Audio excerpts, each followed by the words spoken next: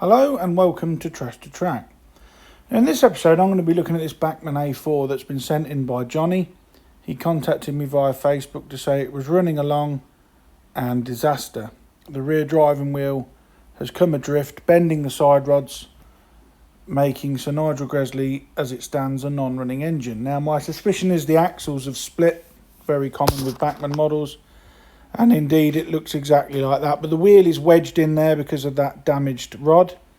The front bogey wheel's also fallen off. Now it's not uncommon for those to crack as well, so I'm going to have to look at repairing that. So let's have a look at the model.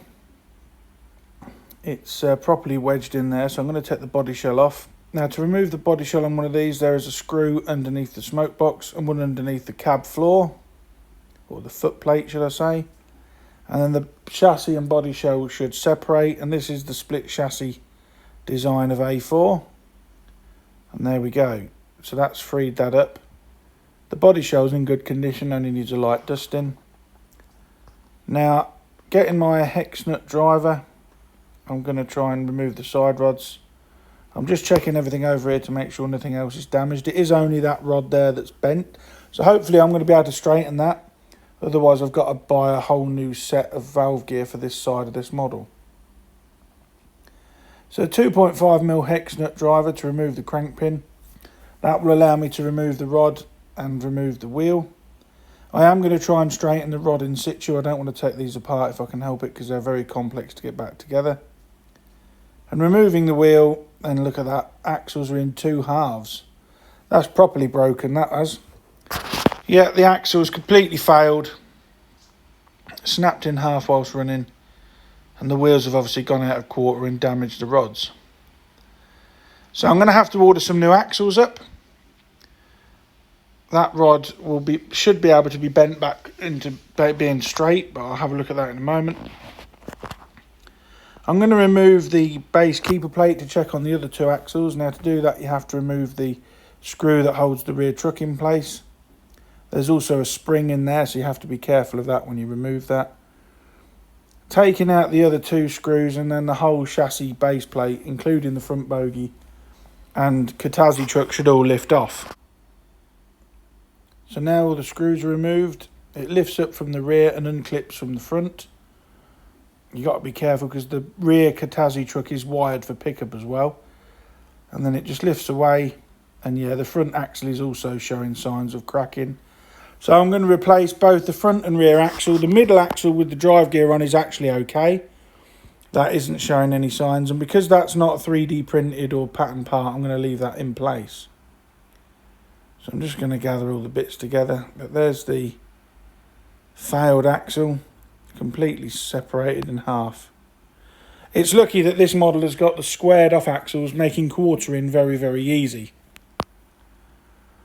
So this is a couple of days later, and the axles have arrived.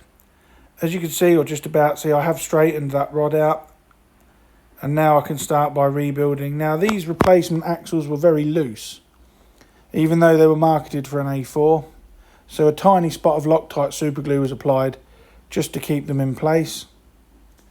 Now cotton bud soaked in contact cleaner was used to clean out the axle runs on the two halves of the die-cast chassis.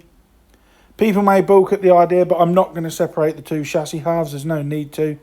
The valve gear on this model is very complex, especially the centre crank pin, and I don't want to be taking all that off only to damage it and not get it back together. So I'm going to leave the two chassis halves together. I am going to clean all the wheels and the stubs on the axles which transfer power from the wheels to the two chassis halves. And you can see me cleaning that there. It's not overly dirty, just old lubrication. Then I'm going to put this wheel in there, making sure the side rods are nice and straight.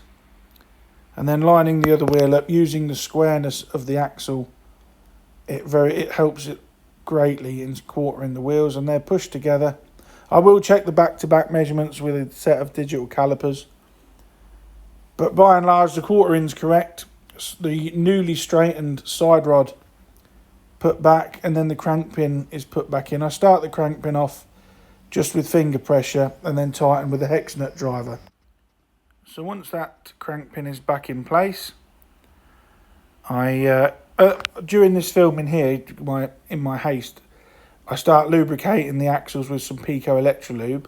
But just to show you that I did replace both of the leading and rear axles, here's a bit of footage showing both the new black axles in place. And as I said, the centre axle is okay, so I'm going to leave that as is. So once I've put a bit of Pico Electrolube on the axles, that is conductive lubricant that will help, and it helps with the running on split chassis models. Small amount of Labelle 106 on that centre gear. And then the chassis keeper plate can be put back in place. As a reminder on this model, it clips in at the front. The chassis actually clips through the base keeper, which is not what I'm doing here. I'll realise in a second. Thinking, why isn't that going on? And then of course I have to put it in frontways like that, and then it sits down once it's clipped in place. And then the model is given a quick test. Now the model wouldn't run, and I hadn't noticed it at the time, but one of the linkages had actually fallen forward because the chassis is upside down. One of the linkages had fell forward, and when I realised and turned it correct way up, the linkage fell back into place. And now, when I test it, the model runs absolutely superbly. No signs of any stiff points. So the quartering's spot on, and both the new axles are working well. So using that catastrophic pickup on the wheels there, I'm just cleaning the wheels with a cotton bud contact cleaner. Just cleaning the wheel treads because it transfers power to the stubs on the axle. The wheels weren't too badly dirty, to be honest. I've had a lot worse. But just rubbing this over the wheel treads ensures that they're nice and clean for good, reliable electrical pickup. So once that was done, the screws were replaced to hold the base keeper plate in place. Then the spring mechanism was put back in, and the catastrophic was then screwed back into place also. Now turning my attention to the wheels on the front bogie, these were showing signs of cracking. Couldn't find any replacements for these online. For the replacement axles for the pony bogie on the front. So what I'm going to do is I'm going to clean the wheels up, and then I'm going to put the wheels back in with a small amount of this Loctite super glue. And I do mean a small amount. You don't need a lot on this at all. It probably won't spread, but it just holds the wheels in place, because once the ends have cracked, the wheels are quite loose. That's why that other one had fallen off in the box. So again, I glue one end. Pass it, once the glue's set, pass it through the bogie. Put a very small amount on the other axle stub. Push that into the axle very carefully so I don't get any glue anywhere else. And then before the glue is completely cured, I make sure it's free running. And again, back-to-back measurement is checked with a digital caliper. So that's the front bogie repaired. The main axles have been repaired. And all that's left to do is add a small amount of lubrication. Now I'm dropping some oil down the front of the worm gear because there is a bearing in there. So that will need some lubrication. So make sure I get it on there. A small amount of Labelle 106 on the worm gear itself. And that is Johnny's A4 chassis repaired. Now, a very quick video. Less than 15 minutes this week. Sometimes it goes on for ages, and sometimes it's relatively quick. Now, just to a battery to the two chassis halves, look. Spreading the lubrication through the drivetrain, and everything is running as it should. It is quite deceptive because the video is only, 14 minutes long, but the actual footage before editing was more like 30, but it was repetitive stuff. Cleaning axles, repairing axles, so I've cut it down. Just give the body shell a dusting over. I'm going to put that back on the chassis now. It clips in the front. There's two little clips you have to engage just behind the buffer beam, and then we can reattach the chassis by replacing the two screws we took out earlier on. The one from under the smoke box door, which is accessible just there, and then the slightly larger screw that goes underneath the footplate, which is accessed through the rear truck. So that's the loco part done. The tender of the model, that only required a dusting over with the old paintbrush, and then all the wheels were cleaned. Again with a cotton bud soaked in contact cleaner. And I must admit, it was nice working on an A4 that had a workman, a work-a-day look about it. Single chimney Sir Nigel Gresley, and it is weathered and as an in-service look instead of the pristine A4s that adorn most layouts. This one's actually got a proper 1950s feel to it because of the way it's been weathered. The tender wheels there, you can see, they weren't overly dirty, but they were worth a clean-up.